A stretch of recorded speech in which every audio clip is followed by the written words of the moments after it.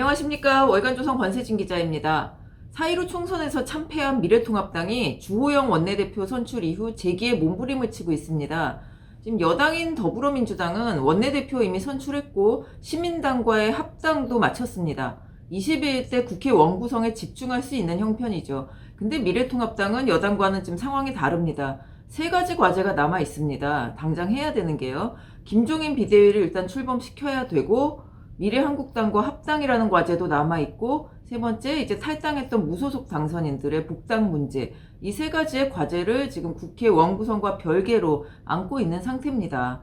근데 사실 이 세 가지 중에 그 필요한 필수 조건은 한 가지입니다. 김종인 비대위가 출범하느냐, 할 수 있느냐, 하면 언제 하느냐, 이 여부인데요. 합당과 복당은 어떻게 보면 사실 선택 과제입니다. 근데 지도체제 이제 정립해야 되는 거는 필수 과제이기 때문에 이것부터 해결을 해야 되는데요.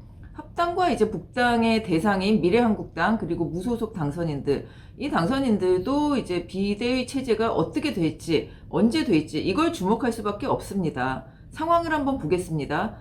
이제 먼저 합당 관련입니다. 비대위가 출범하기 전에는 이제 합당은 불가능한 것으로 보입니다. 사실상 뭐 원구성 전에는 5월 말 전에는 사실 불가능하고요.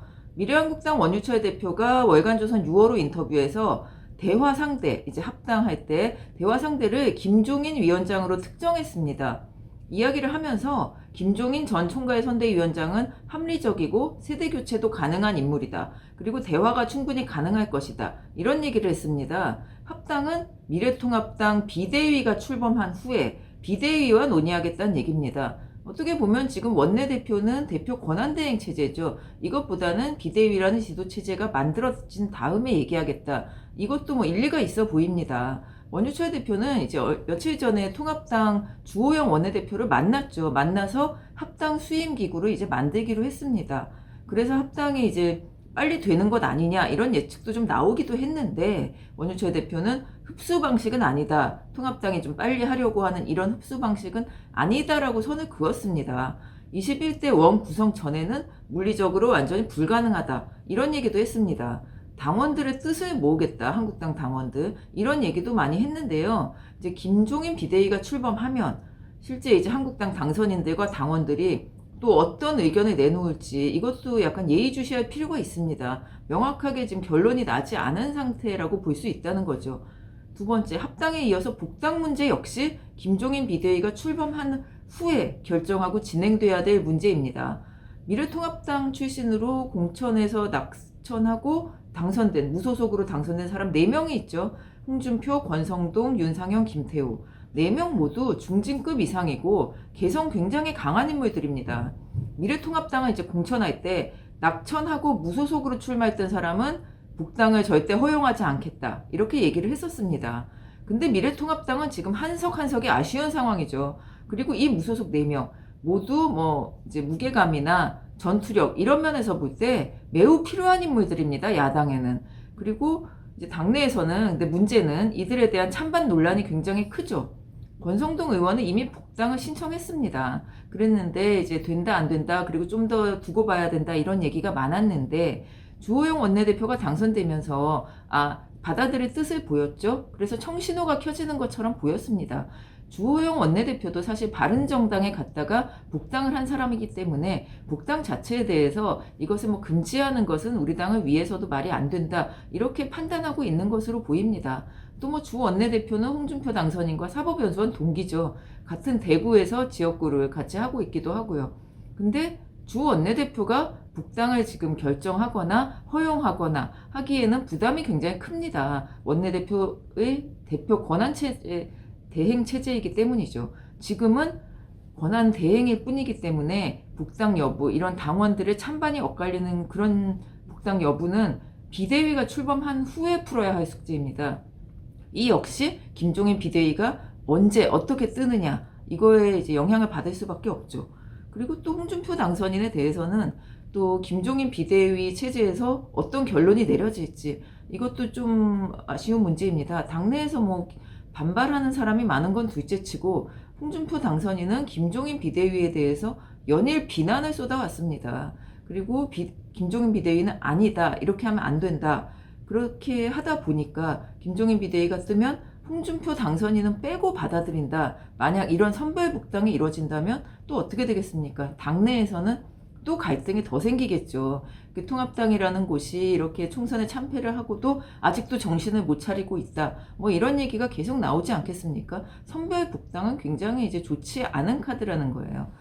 근데 이제 잘 보시면 합당과 무소속 복당 뭐 이런 것들 모두가 황교안 체제의 약속이었습니다. 황교안 대표가 다 했던 얘기고 빨리 합당하겠다. 미래한국당과는 금방 합당하겠다. 그 무소속은 복당하면 안 된다. 이게 모두 이제 황교안 대표 체제의 이야기였는데 황교안 지도 체제는 무너졌죠. 이미 무너졌고 지금 그것을 바로 이어가는 것도 아니고 김종인 비대위라는 그 비대위원장이 의 뜻대로 굴러갈 수밖에 없는 건데 김종인 비대위가 과연 언제 뜰 수 있느냐 이것도 지금 명확하지가 않습니다. 지금 당헌의 미래통합당의 당헌을 보면 비대위원장의 임기는 전당대회를 하는 8월 31일까지입니다. 김종인 위원장이 이걸 안 하겠다고 한 상태죠. 그때까지 할 거면 나는 안 한다. 당헌을 지금 개정하려면 전국 상임위원회를 다시 열어야 됩니다. 그때 열려다가 이제 정족수가 못 돼서 실패한 적이 있는데 이 전당대회나 비대위 임기를 조정하려면 당헌을 개정해야 되고 전국 상임위원회를 또 열어야 되거든요. 근데 이게 현실적으로 전국 상임위원회 위원들을 불러 모으는 것, 이 코로나 사태에서 또 이제 한 번의 모임을 가지는 것, 그리고 거기서 정족수가 될지 다수결이 될지 이제 명확하지 않은 상황에서 좀 시간을 두고 볼 수밖에 없는 것 아니냐. 그리고 이런 시나리오도 있다고 합니다. 전국 상임위원회가 그때 이제 김종인 비대위의 찬반 논란 때문에 정족수가 안 됐는데 상임위원들을 한번 좀 교체하는 것은 어떤가. 김종인 비대위가 정말 빨리 떠야 하는 게 사실이라면 좀 반대하는 사람들을 조금 빼고 찬성하는 사람들을 중심으로 상임위 위원들을 좀 교체하는 것은 어떨까. 뭐 이런 의견도 나오고 있다고 합니다. 어쨌든 빨리 이제 당에서는 김종인 비대위를 출범을 시켜야 하는데 당원들의 의견이 뭐 반반으로 나눠져 있는 상태에서 억지로 당이 끌어갈 수 있는 방법이 그렇게 많지가 않습니다. 어쨌든 지금 지도부 주호영 원내대표를 중심으로 한 임시 지도부는 지금 해야 될 것은 단 한 가지입니다. 비대위 임기를 늘려서 김종인 위원장을 데려온다. 뭐 이렇게 하는 방법밖에 없고요. 근데 이게 지금 당장 되지 않는다는 것은 제가 전국 상임위 얘기를 드렸고요. 이렇게 되다 보면은 지금은 사실 21대 원구성을 하는데 가장 집중을 해야 되는 시기거든요. 당의 지도부를 구성하는 것보다 어떻게 보면 원구성 그리고 원내에서 어떻게 할 것인가 이게 더 중요한 문제이기 때문에 비대위 구성이 생각보다 조금 늦어질 수도 있다. 좀 이런 생각이 많이 듭니다. 그런 의견이 당 안팎에서도 나오고 있고요. 모든 것을 조금 수년하는 것, 무슨 코로나 개혁처럼 수년하는 것이 아니냐 뭐 이런 얘기가 나옵니다. 미래한국당 역시 이게 모든 절차를 당장 합당을 지금 뭐 의지가 있으면 더불어시민당 같이 바로 합당을 했으면 되는 문제거든요. 근데 그렇지 않기 때문에 지금 계속 여러 가지 조건을 내걸거나 아니면 좀 비대위 뜨는 걸 보자 이렇게 얘기를 하고 있지 않습니까? 그리고 무소속 의원들도 무소속 당선인들도 계속 이제 좀 미루고 있는 모든 게 지금 다 미뤄지고 있는 상태라는 거죠. 그래서 이제 제가 이제 뭐 여러 가지 취재를 해보고 사람들의 이야기를 들어본 결과 이제 비대위 출범 자체가 상당히 좀 늦어지지 않겠느냐. 어떻게 보면 뭐 대선이 2년이 남아있기 때문에 굉장히 급할 것이 없습니다.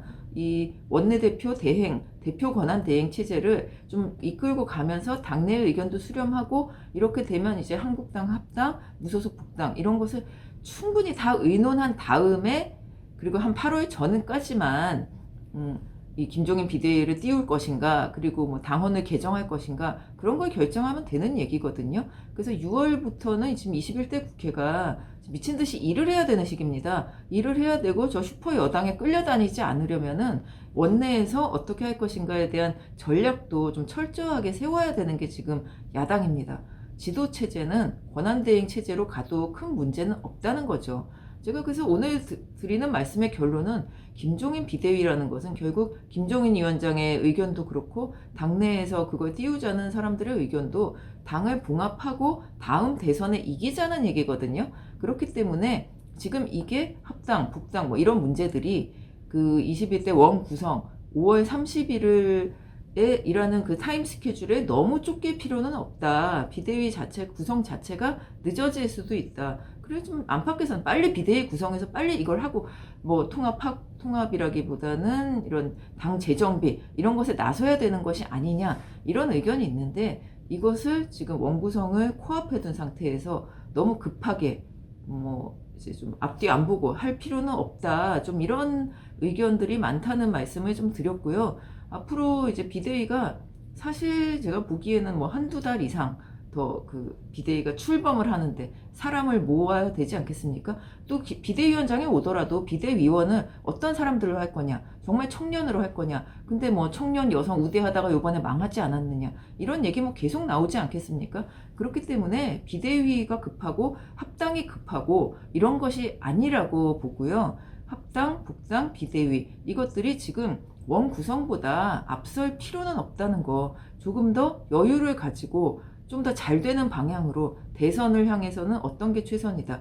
지금 원유철 대표는 이런 얘기를 했습니다. 합당은 무조건 한다고 국민들한테 약속을 드렸기 때문에 할 건데 만약에 이게 합당이 그냥 아무 효과도 없이 시너지 효과도 없이 그냥 두 개 있던 당이 하나로 그냥 합쳐지는 것 정도라면은 우리 당에 좋을 것이 뭐가 있겠느냐. 예전에 그런 일이 있었죠. 2002년 대선 직전에 노무현 후보와 정몽준 후보가 포장마차에서 러브샷을 하지 않았습니까?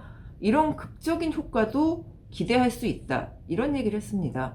그래서 이제 오늘 결론은 이제 비대위, 합당, 복당 세 가지 당면 과제 모두 지금 그렇게 목숨 걸고 급하게 할 일은 아니다. 어느 것이 더 당의 앞날이나 국민의 마음에 들어올 수 있는 당을 만들 수 있는지 이걸 좀 더 신중히 생각해 봐야 하는 것이 아닌가 이런 좀 얘기를 하고 싶었습니다. 감사합니다.